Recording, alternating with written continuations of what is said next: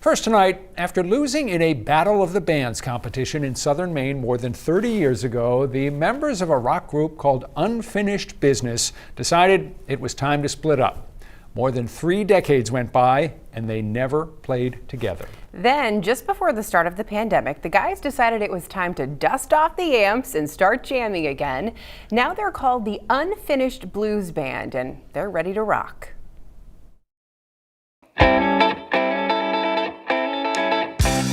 Listening to the Unfinished Blues Band, you'd think these guys have been playing together forever. Try to get me into your home.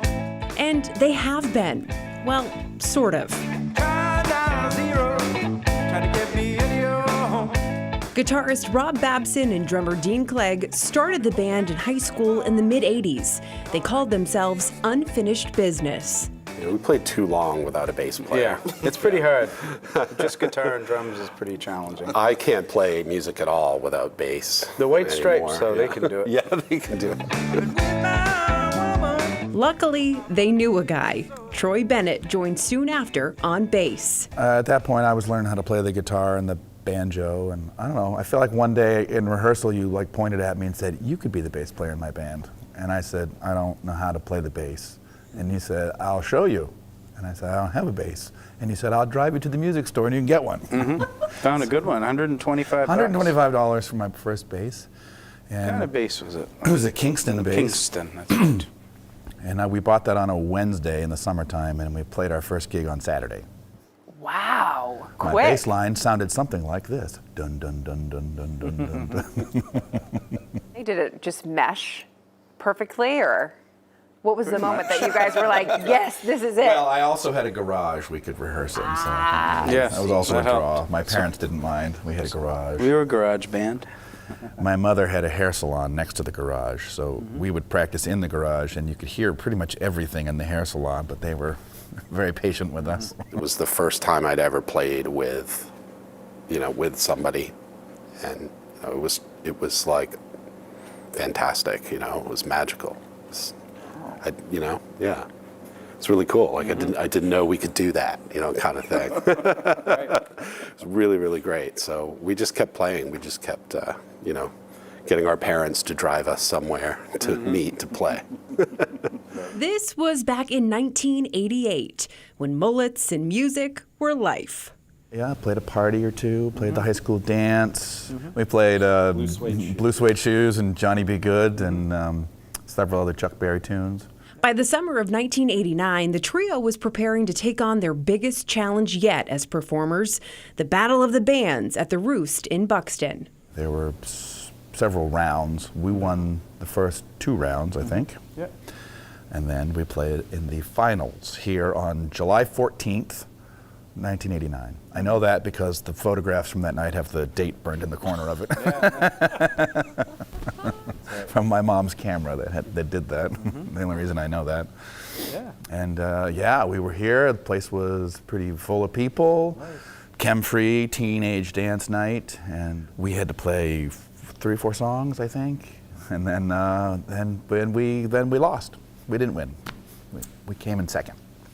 Do you guys remember the name of the band? Who yes. beat you? Oh, yes. Oh, yeah. Also burned in my memory like the date on the photograph. It was the Rolling Stones. No. No that was way. different. Wow. It was a heavy metal band from Westbrook who arrived in their own school bus called Trooper. Wow. Yeah, they were a big deal. They had big speakers. Yeah, they had a follow spot. There was a guy up on the balcony with a follow spot on them, and they had big speakers. Yeah, sorry. Wait, so what did you guys think while they were playing? Were you like, oh boy? I didn't think that. No, we thought they sucked. Dean, you were quite confident we were going to win, weren't you? Well, yeah. I thought just because of the audience, how I perceived the audience reaction. Soon after placing second in the Battle of the Bands, Unfinished Business became a thing of the past. It sort of dissolved in the end of the year. Everybody had other things to go do.